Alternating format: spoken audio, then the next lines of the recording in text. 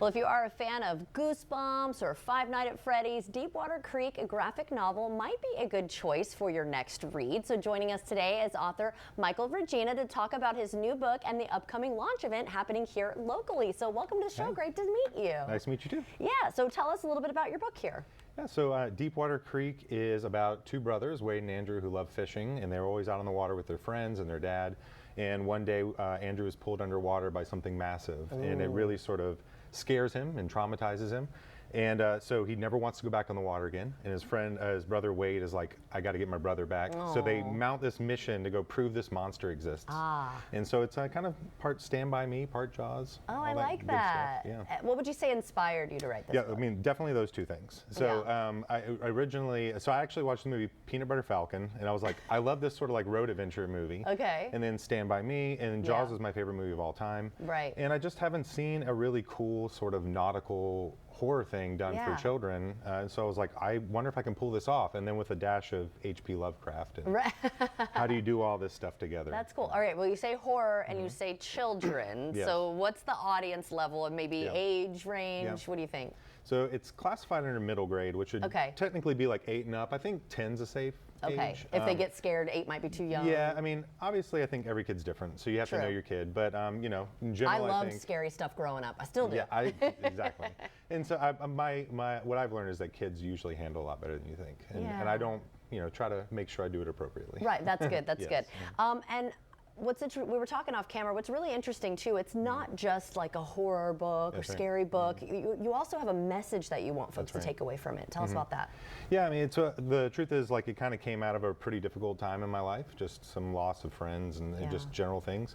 And I was wrestling with that, and I was like, how do you help people you get through really difficult stuff, including yourself, like what's healthy. Right. So it's kind of a book about trauma in some ways, but at the end of the day, it's really just supposed to be a fun adventure story with that sort of folded in. So I hope it helps some people who are dealing with that sort of thing. I think that's a really interesting kind of point that you wanted to put in there, because I would not have thought that, somebody actually can take something away from this. But like you said, the kid gets dragged under the water, he had the trauma, and then now the friends kind of coming together to support him. That's right, yeah. Yeah, I think that's really cool.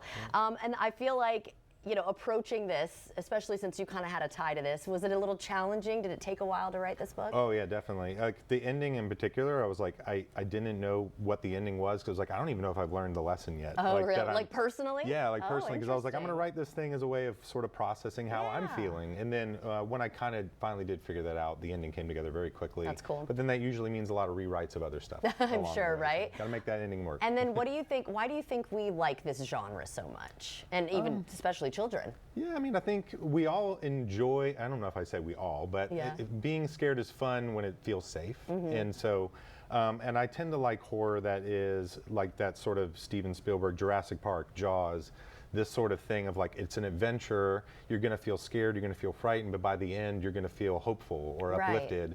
You're not necessarily going to walk away from it feeling gross. Right. I like that. And so that's, I don't know. I think it's fun to kind of go be scared and know everything's going to be okay. Yes. All right. Well, the big launch is tomorrow. That's right. Tell us about it. Yep. So it comes out everywhere August 26th, so tomorrow. And we're also doing a book launch party tomorrow night at San Marco Books and More.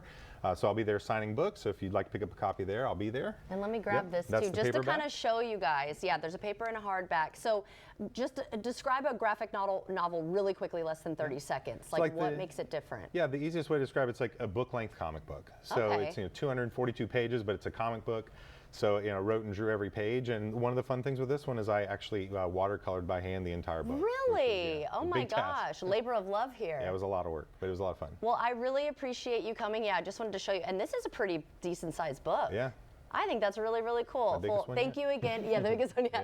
Thank you again for joining us, and have a great launch tomorrow. Thank you so much. Of course. All right. Of course. And David, what do we have coming up? Stick around, because we're taking a look ahead at the weather this week. Will it rain? Will it shine? Find out next on First Coast Living.